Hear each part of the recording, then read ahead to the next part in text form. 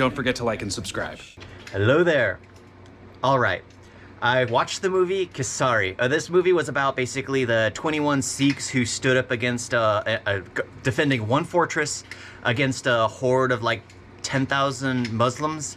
It was basically during the time when Britain ruled India and basically caused a lot of conflicts with neighboring nations because Britain basically created a border and it just caused problems. So,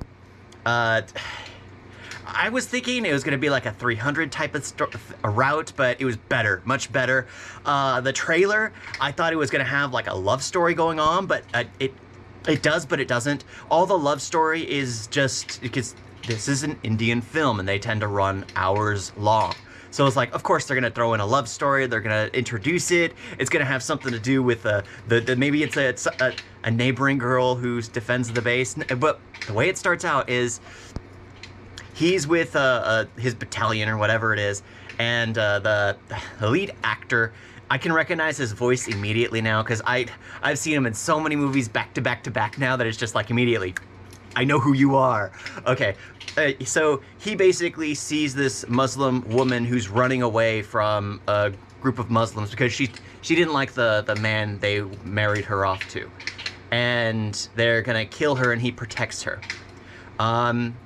Basically, he saves her life, killing a few and basically just it leaves this one man to unify all the neighboring tribes to destroy those forts.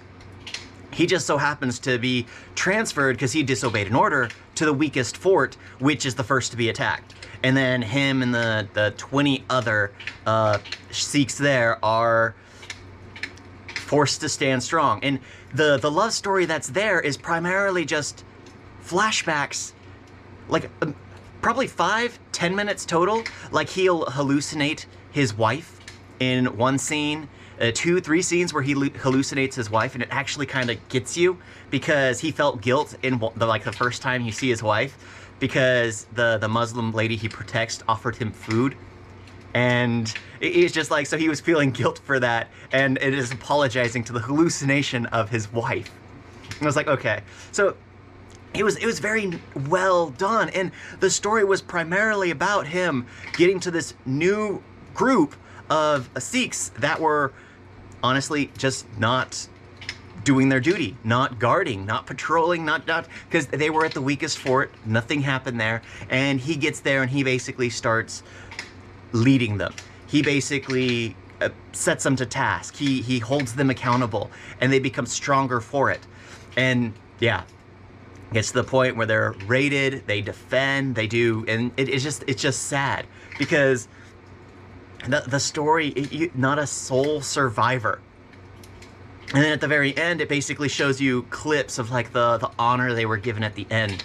And it hurts you. It hurts to watch because they have like the British. One of them's respectful, sees them as a valued traditional type of people, like the head commander. And then the second one, like the captain, second in charge, devalues, sees them as nothing more than slaves, nothing more than cowards, nothing more than. And it's just like, here are these brave 21 men who fight against 10,000. Warring Muslims, and not that the race is just like it was the period of time where it was just tense border lines and everything. So it's not holding anything against anyone. Everyone still to this day, borders are being disputed on many different fronts. So it's just one of those things that's like, it was bravery, sheer bravery, and like the way that there's like, you can't take their turbans from them.